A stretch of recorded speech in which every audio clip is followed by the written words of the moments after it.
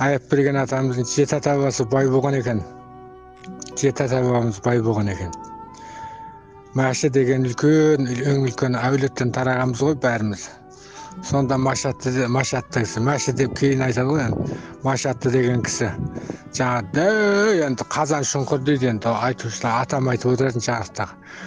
Қазан шұңқыр болғанда енді сұмдық болатын болу енді қазан шұңқыр болғанда керемет бір шұңқыр дейді ғой енді Машат. Сол кісі жаңа жылқысын қамайды екен жаңа шұңқырға. Бір үйір екі жылқы жоқ болса малын түгел дейді екен.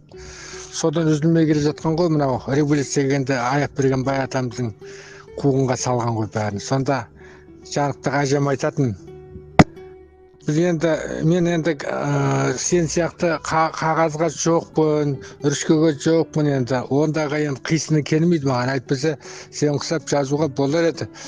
Әжем айтатын сонда жас келінмін дейді. Сонда айтатын мынау. Марын сазы деген Қаратауда білесің ғой, марын сазы деген саз сенің жаз жайлау, атаңның жаз жайлау болады. Содан түскен мал дейді. Басынан түскен өзім көрдім балаларым деп отыратын. Өзім көрдім жас екен, содан түскен малдың алды таласқа түсіп отыратын, арты марын сазда болатын дейді. Не деген мал енді сонда? Не деген мал? Әне. Сонда айтасың жарықтық. Сонда Асқарбек атам, Сейілжан атам айтатын, бала кезіміз ғой ол кезде 8, 9, 10 жасар, 15 жасар тыңдамаймыз ғой енді. Бірақ дастархан үстінде айтып отыратын. Сонда Сейілжан көкем Асқарбек атамдікін еміс есімде қалды. Кейін Сейілжан атам мұнда қайтыс болды ғой. Сонда ол кезде жігіт боқағам сонда айтатын. Мыңжан, ай, байлар жаман дейді. Ей, мен сенің атаң байларын көрдім, сенің атаңын мен. Мына көзім шыққан көзім көрді дейтін жарықтық. Шындық айтып еді. Ай, байлар анау бір әулетті, бір ауылды, бір әулет емес ауылды асырайтын дейді. Анау аты жоққа ат береді, сиыр жоққа сиыр береді. 20 қой асырайтынға, мынаны 20 қойға шамасы келеді дейді.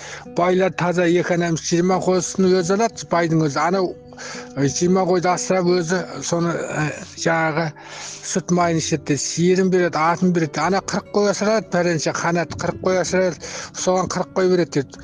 Ана мал асыраулы, төлі алулы тұрады. Таза екі анамыз. Малы бағулы, анау қарны тоқ аналардың дейді. Ал енді сенің атаң дейді. Мынау Дулатта, мынау Шоқайда Дулатта. Бір алқының барасы Керімбайдатқа болған дейді.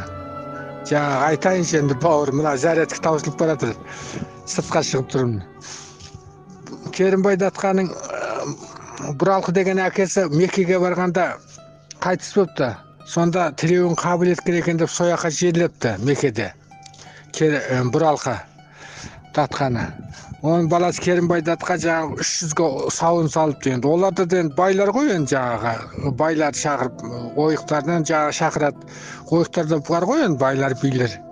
Сонда жарықтық.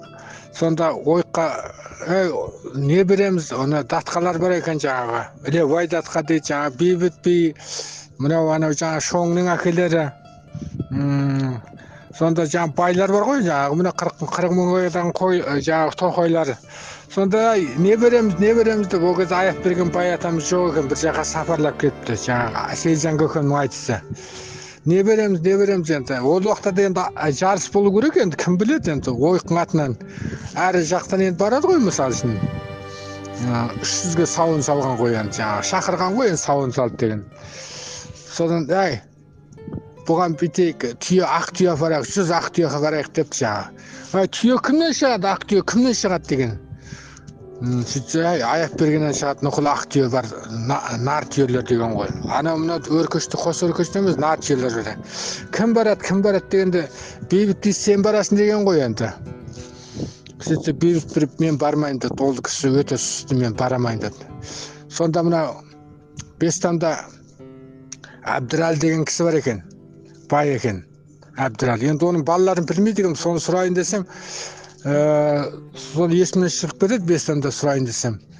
Өзі сөзге шешен тапқыр, өзі таз ұстайды екен, бүркіт ұстайды екен жаңағы. Сол кісі мен айтам депті, аяп бергенге, мен айтам деп. Сол кісі айтқан екен, сонда 100 нар түйені, ақ түйе, нұқыл ақ түйе айдатып жіберген екен ғой ойықтың атынан. ал енді көп ондайлар. Енді оны енді саған бір не етемін деймін, оны құнттамаймын, өзің қағазға жоқпын, есімнен шығып кетеді. 100 нар түйені, ақ түйені айдатып жіберген екен. Міне сондай етсін деп отыратын. Бүкіл ойықтың несінің атынан несін көтерді деп, жаңағы атын шығарды ойықтың деп, байлардың, билердің деп отыратын жарықтық. Оны біреу білет, біреу білмейді. Енді Селжан көкем мына есі кіріп қалғанда айтқаны ғой, атамды айтып отыратын ол кезде. Енді жаспыз ғой, енді көп мән бермейміз. Шіркін-ай, магнитофон болса көп нәрсе айтатын. Сонда Әбдірәлі деген мынау Бестанның байы, соның тұқымдары білмейді екен. Мына Рәш деген бар ғой бірі, қара жұмыс істеп жүр, маған көрші екен. Содан сұрасам білмейді екенмін дейді ол. Әбдірәлі деген бай болыпты ғой десем. Соны енді үлкен кісілерден сұрайын деп жүрмін, бір білетін. Сөйтіп Әбдірәлі деген жаңағы бай Бестан бай ғой, енді жаңағы Тілеудің байы. Бестан деппін ғой, Тілеудің байы. Соған Бейбіт би барады ғой, жаңағы саған айтып отырайын. Бейбіт би барса, ей Әбдірәлі қайда деп жаңағы сұрап сөйтсе, Әбдірәлі неде депті, киіз үйде депті, тазысы мен бүркіттің ішінде отыр депті. Сөйтсе кірсе, ақ үйдің ішінде жаңағы тазысы сәкінің үстінде төрде жатыр еді, бүркіті босағада отыр екен, босағада қонақтап тұр екен дейді. Сөйтсе жаңағы өзі отыр екен дейді. Ой, ассаламалейкум Әбдірәлі депті. Ой, тазың жүйрік па депті. Тазың жүйрік па, алғыр ма депті. Алғырлығы саған тартқан, жүйріктігі маған тартқан деп сөзге шешен екен жаңағы. Сонда жылда бір соғым беріп тұрады екен ғой Бейбіт биге. Қандай сөз міне, керемет. Алғырлығы саған тартқан, жүйріктігі маған тартқан деген